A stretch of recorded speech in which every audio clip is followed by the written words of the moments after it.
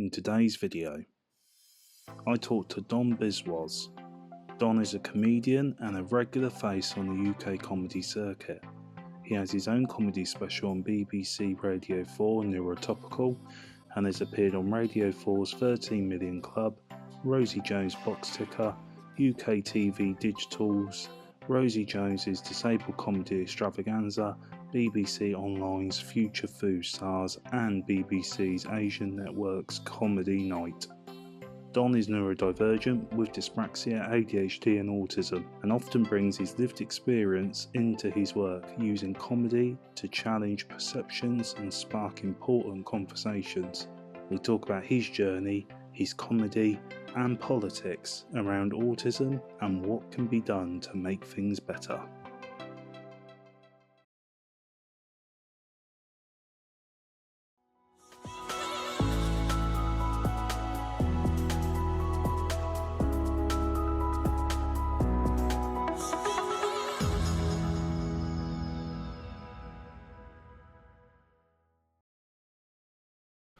Hey guys, and welcome to episode 1 of series 7 of the Autism Connections. And as you could see by the intro, joining us online here today is comedian Don Biswas. So Don, thank you for coming on. It's really great to have you on the Autism Connections series 7 we're on now. It's don't know where that's sort of gone, starting COVID. And sort of bringing it back to its roots of doing online, which is a cool thing to do. I always start the episode with asking the question, what is your connection to autism? Thanks for having us. My connection to autism is when I was 25. Well, before that, I had a bit of a breakdown when I was 24. I got sacked from every job I ever had. Even tried to commit suicide, which I talk about. And then I found out I was neurodivergent. And one of the things I got diagnosed as exhibiting mild features of Asperger's or possible features of Asperger's. So, as well as dyspraxia. And because I always had classic traits when I was younger, like I was obsessed with one issue, like politics. I knew a lot about politics compared to the average 13-year-old. So I was obsessed with one issue. I struggled with friends, wasn't good with eye contact. So some of the signs were there already. Yeah, I think it's important as well. Like one of the things you brought up there was being sacked from every job you had, because we know, within the neurodiverse community and autistic community, employers are very hesitant to employ autistic neurodivergent people because they quite frankly don't understand or know how to support people. But at the same time, I think they lose a tremendous amount of talent, talented people. I mean, what do you think sort of, because I've watched quite a lot of your stuff, with your interview you've done with BBC, and I know you mentioned you found it very hard to multitask and everything else. Do you feel like that was because they sort of rushed you and didn't sort of understand your condition enough to support you in those situations? And, what do you think employers need to be doing in order to support people like ourselves? Well, to be fair to myself, I was undiagnosed before I got sacked. So they said I had problems with communication, but so it wasn't their fault. But in terms of what they need to do is, I think schools in general need to diagnose a lot earlier, but in workplaces they need to train people on neurodiversity. So it needs a better understanding. It's at the forefront at the moment, but they need to put some actual money behind it, and maybe the government can help with this, a training scheme of how to make adjustments for neurodivergent people in the workplace, such as, like, for instance, people with ADHD or even autism don't have open plan spaces. You maybe have closed offices for them, give them days where they can work from home. I know that's becoming more popular. So there needs to be actual money and investment and not just tokenism, not just have a neurodivergent day, you know, do actual work and actual investment to make lives easier for neurodivergent people in the workplace.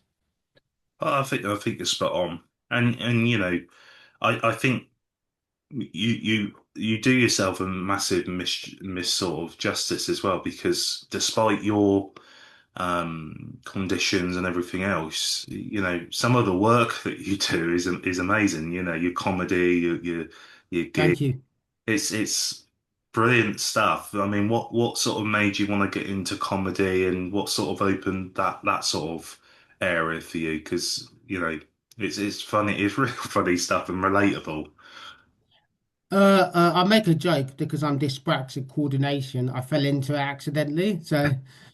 But I wrote a few jokes at university. Then I went to an open mic night with my sister where her boss was performing as a vet, and I thought I could do that. Wrote a couple of jokes. Obviously, my sister then, she's still my sister, so was a sort of not against it, but when you tell, it doesn't matter what culture you're from, when you tell your family that you want to become a clown for a living, not now so much because with the advent of social media and it's on bucket lists for people to do stand up, but 20 years ago, or however long it was, it's sort of frowned upon to a certain extent because it's not a safe career option in the arts. But I did my first open mic night at the same place, which was the Bedford Balham, a couple of months later. And because I was unemployed, I just went on from there. I had no ambition to necessarily go anywhere for the first couple of years, but I just kept going. You also mentioned, the politic point as well, because I always say, like, a lot of autistic people I meet have that sort of specialist subject. Mine is wrestling, believe it or not, which does not serve me well in day-to-day life whatsoever.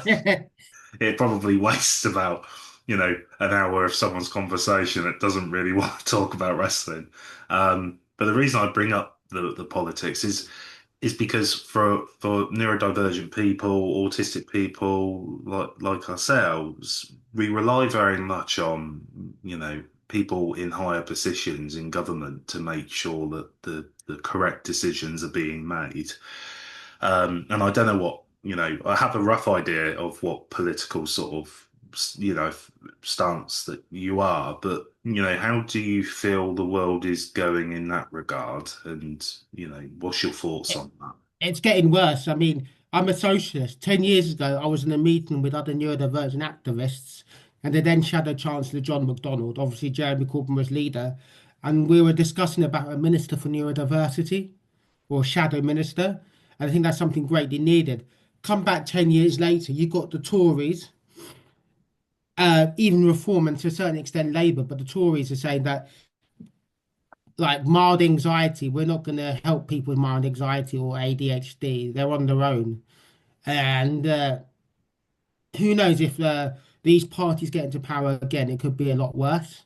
So it's getting a lot worse. And even people with dyspraxia, like I can't get a freedom pass and stuff like that, it's getting a lot worse to claim PIP or get those adjustments that they actually need to help themselves. And I know a lot of autistic people who are probably slightly more high support needs who probably need a social worker or a key worker to help them. And so 10 years ago there was hope, and now it's just gone down the pan a little bit because they're treating it as neurodiversity. It doesn't matter, and we're not gonna apply people with the benefits. It's the benefits and disabled people who are blamed for everything, even though it wasn't our fault. It was the fault of billionaires, the bankers for the credit crunch. So yeah, but front of all the cuts and stuff like that. I completely agree. Um, I look back at, even when I was growing up a kid, there was like this whole benefit street sort of thing, right? And if you actually look at it, it's a very clever, sophisticated plan for the rich to go, look over there, they're the problem. 100%. And they do the same now with immigration. They're doing Yeah, exactly the same. Look over there, don't look at us. And then you have prime ministers like Liz Truss, for instance, who was in office, I think 48 or whatever days, Yeah, outlived by lettuce, and she still gets her annual salary of what a PM gets because of some scheme that they've got. Um, you've got the rich companies not paying the tax on things that they should do. 100%. Um, and yeah, with reform, the popularity, God knows why, mate. Absolutely, I don't get it.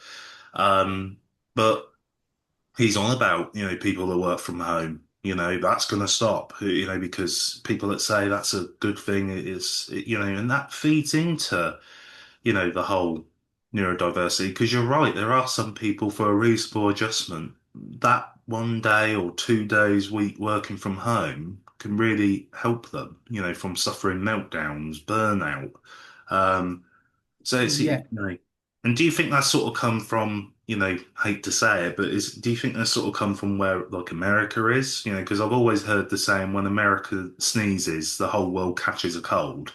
Um, and I just wonder because of, Trump over there, has, are we heading the same direction? Yeah, I think we are to this a certain extent. I want to see the UK as a mixture of Britain and America, but now we've left the EU. But it's like they've got a company called Palantir who's doing all the data for the NHS, a big American company. So that privatization is creeping in. It's not even creeping in. It's there through the back door, and we can see it. And that privatization means that less money is going to the hands of the actual NHS itself. So and that means less care for people with neurodiversities. So it's happening, and they want us to fight for ourselves, like on our own. But what I like to call it is socialism for the rich. These corporations get all the subsidies and benefits they can, and they get it because they lobby the government. They have a lot of the our MPs have shares in private healthcare companies, so they get all the help they need. It's like a one big club, and you're not invited. They all rely on each other, and then there's capitalism for the poor. We're left to fight for our own, and that's why you get so many people during the Tory era who've committed suicide because they're disabled, because they haven't got the help they needed, and it's absolutely disgusting. I think you're spot on. It really is. And I think you're right. As it was making so much sort of progress. It was getting better, and yeah, I think you're right. It's getting worse, I think. So what we need to do is protest on a regular basis. If any way you can, write to your MP, and I need to do this more. Get involved locally with your local, whether disability groups or whatever you are interested in politically. That's the only way we can fight it. I mean, look at what happened in Gorton and Denton. It was a grassroots movement that made sure that a Green MP got in. I think you're spot on.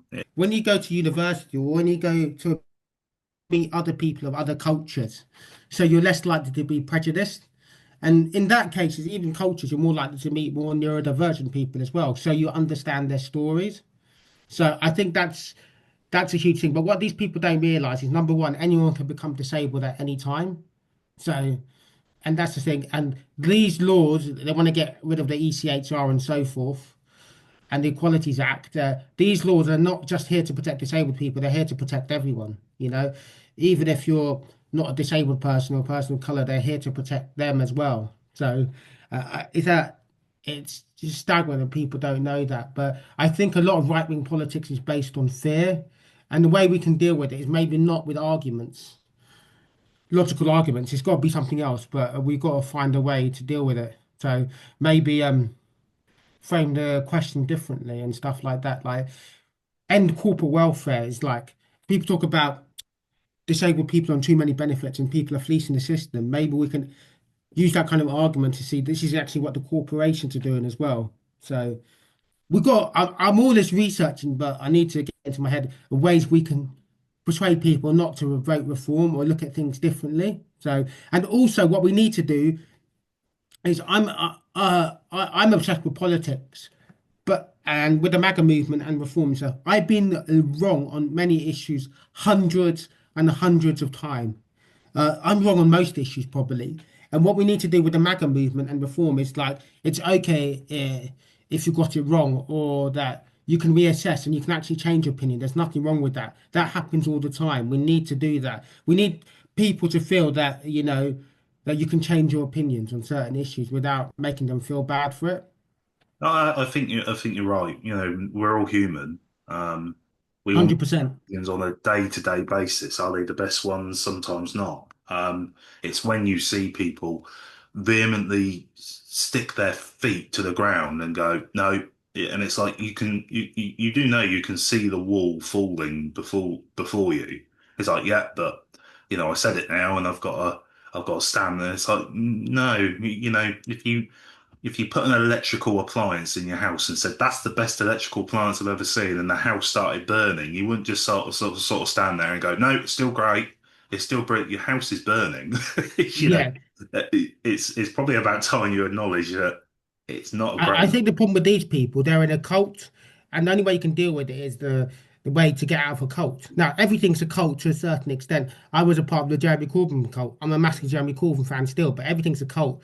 But some cults are better than others. It's like you can get addicted to cocaine and drugs, but you can get off that and you can get addicted to exercise. And that's still an addiction itself, but it's a better addiction. So go and reform, and even Jeremy Corbyn or the Green Party, they're all cults, but some are better than others. And you can't deal with MAGA supporters logically. So you have to deal in a different way, like you deal with cults and stuff like that. Honestly, just like getting back to sort of some of the things that reform want to bring in as well. It's like, so you mentioned the Equality Act and how important that is, not for Yeah. neurodivergent people, but for people that have got well, it's protected characteristics. Mhm. I sort of weave it back into your experience with your jobs, because obviously you said early on that you didn't have that diagnosis at the time. So Yeah. see, that was something that probably could have protected you in those situations. But what was that like for you getting the diagnosis, and what sort of made you go down that path at the time? It was a huge relief. And what made it was just because I had a breakdown. As I said, I tried to take my own life, Sorry to getting hear sacked from a that. couple of jobs. And yeah, so and then I went to the not for rehab just on a daily basis, not a daily basis, but I went weekly, and then I went to my local NHSG, the GP, sorry, and that's when they said that I show some of the traits of being neurodivergent. So that's what it sort of forced me. I mean, it doesn't affect your intelligence. And here's the weird thing: I came from a middle class Indian family where a one size fits all policy of you must become a lawyer, doctor, accountant, or just go to university.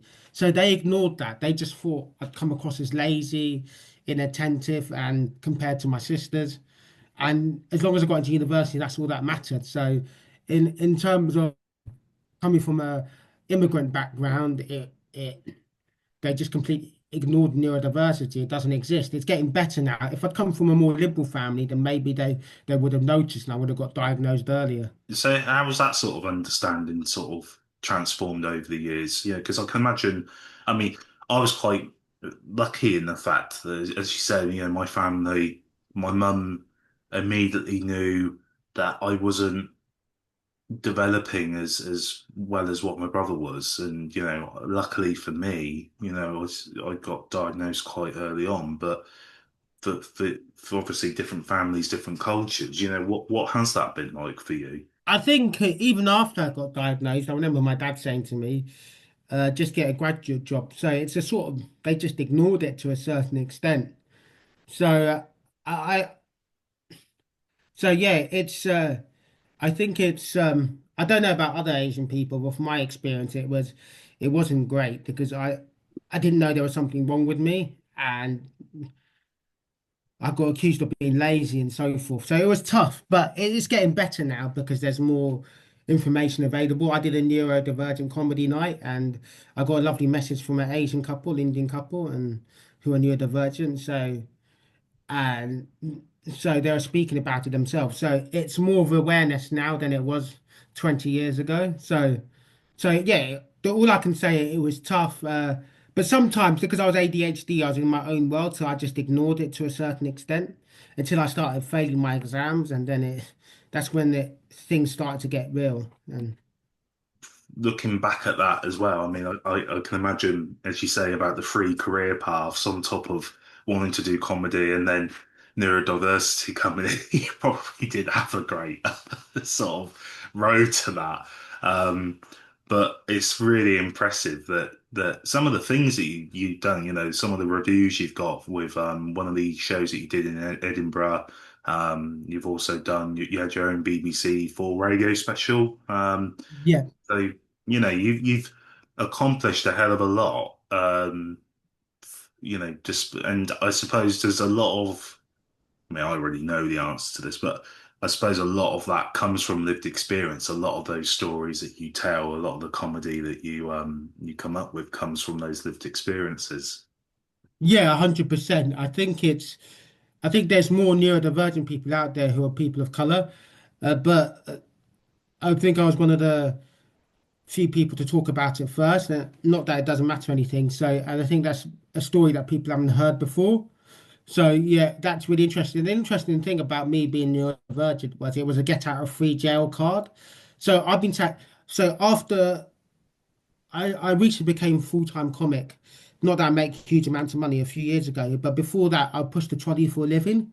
So there was nothing else I could do because I got sacked from jobs. I couldn't multitask. Yeah. So my parents, so I had depression as well. I still do. So my parents, or my mum now, just my mum, knows that comedy is the only thing I could do. So it's a lot easier for me to transition into becoming a clown when you can't do much else. So it was a free ticket out of the rat race. And I think it's harder for a lot of people who want to become a comic who are neurotypical and who already got a good job and were trying to leave it, especially during a cost of living crisis. So I was lucky in that respect. And I'm so pleased that you found it because I think, again, what you're able to do, because I always think people learn the most when they're laughing. When they can laugh at something, 100%. they take it in. As you've often heard, I do speeches around schools, and it's Yeah, I've often seen that. death It's by great. PowerPoint, you know, completely death by PowerPoint most of the time. Uh, as I think of someone like you walked in and could make the kids laugh and really get them to, I think, it might be a avenue that I don't know if you already do. I mean, do you do a lot of that, or is that something I you do. do? I wouldn't mind doing that. I know a few people. There's a guy called, I think, Bill, who Yes. does it. So yeah, I wouldn't know how to get in, but it's something I'd be interested in. But in terms of yeah, laughter is a great thing because I'm quite self-deprecating. I think most neurodivergent people are. So I make myself the butt of the joke. Uh, I talk about politics and say some calls it quite tame, and I think that's a good thing in a way because for example, I do a joke about I did gigs for Jeremy Corbyn's Labour Party during the 2019 general election. What an honour, what a privilege. And I can tell you that every constituency I gigged at, they lost their seat. Wow. So, so I make a joke about like I lost all the seats for Jeremy Corbyn. Uh, so the point I'm trying to make is that when you're self-deprecating, it's great. People are more likely to come on board. They're more likely to relate to your neurodiversity, and they're more likely to relate to your politics. So hopefully they'll come away laugh and say, yeah, I like that person. Oh yeah, he was talking about this issue. I might take a look into that. He was talking about socialism. I think that's a much better way because I think a lot of left wing politics is like holier than you, like not sanctimonious, but we told you so. And I Yeah. think if we come from a way that, and I don't mean to be rude to myself, if you come away as being a bit of a, not a loser, but self-deprecating and one of life's downtrodden people, you get away with a lot more and you can communicate ideas about neurodivergence, neurodiversity and politics a lot easier. I think you're right. It's bringing yourself to everyone. It's bringing everyone to that level, the same level. 100%. It's not like they're here and you're there or you're there and, it's, You it's, become more relatable, yeah. No one wants to hear, especially in comedy, no one wants to hear like a success story. I mean, you're going to be successful, but even the most successful comics, like someone like Jack Whitehall, they're quite self-deprecating in certain ways. So, like he talks about being like ridiculously posh and how he doesn't fit in and stuff like that. Maybe that's not the best example, but yeah, I think it works a lot better like that way. Just taking the Mickey out of yourself. I think you're right, and people have got out of trouble for things that they have done, in order. Jimmy Carr, brilliant comic, and when he'd done the whole tax avoidance thing, you know, he was the whole butt of the joke for the show of the first. Well, I think they'd done, Yeah, I saw that. yeah, And brilliant that was with great. You got temper. to do that. You get comedy is a great way to get your message forward, to get your message across, and it's a lot better if you do it in a self-deprecating manner. And what was really fascinating with that is not only he took accountability, but he basically was the butt of the joke for everyone, including himself, for the whole thing, and still has had a really successful career. So it shows you the power of comedy that you can have, and how you can utilize it, to change people's views and perspectives. 100%. It's one of the best ways to do that. So And it does lead me to, how do you deal with, sort of the cancel culture stuff? Because what I found, even within like the neurodivergent community, is when I first started YouTube and my autism sort of channel, I had to be really careful about how I worded things, because people will take offense, so I try and say, I used to say I suffer with autism quite a lot. same here. I changed that because people are like, no, I don't suffer from autism. I suffer from idiots. I'm like, okay. That's Um, great. and it was relatable. And I thought, actually, yeah, you're right. I don't know why I say it, but people are very quick to sort of go, right, cancel him or cancel her because they've said the wrong thing. So, and with comedy, we know that's a lot harder, because we all know they're jokes and we all know, but how do you sort of deal with that? The interesting thing, this is not comedy. I was speaking to a fellow comedian, and I was told off, and to a certain extent, maybe rightly so, for using the word insane, because insane is to deal with the people who've got mental health issues. But in terms of comedy itself, I think you can still say what you want pretty much to a certain extent.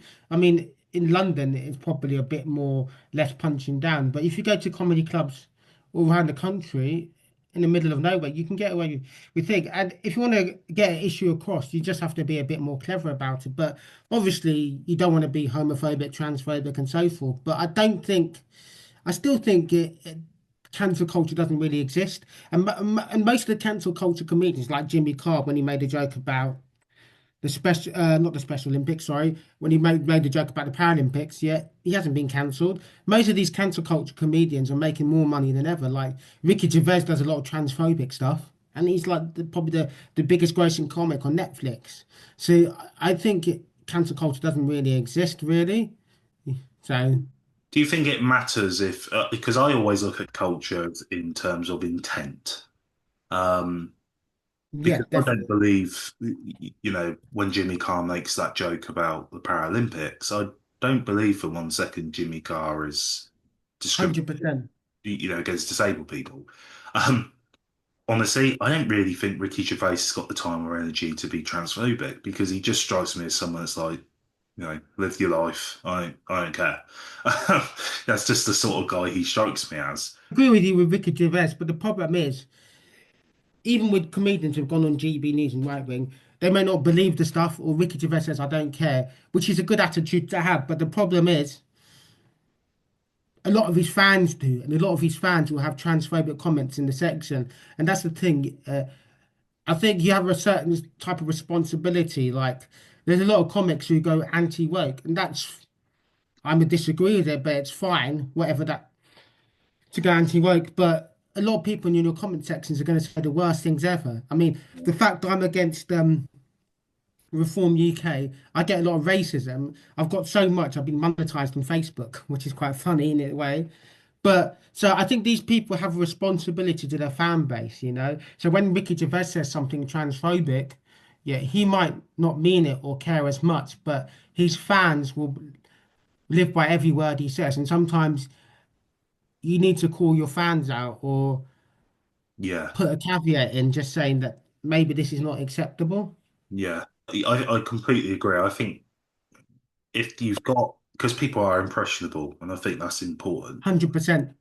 Um, And yeah, maybe it is that people just need to go, what I'm saying, you do realize I don't actually think that.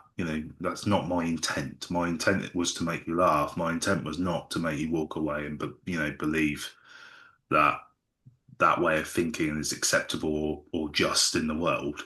Um, Yeah, I agree. And maybe you could do it in a more clever way. So yeah, I mean, you can still talk about contentious subjects. I talk about Israel and Palestine, but you just have to be more clever about it. And yeah, it's just still think you do have a responsibility because people come away thinking this might be acceptable, or that might be acceptable. So you have a responsibility to the people who watch your show, you know, no, and maybe call them out when they say hateful things in comment section. So before I obviously let you go, I mean, I suppose my last question would be, what is next for you? I mean, what's on the sort of calendar, the agenda?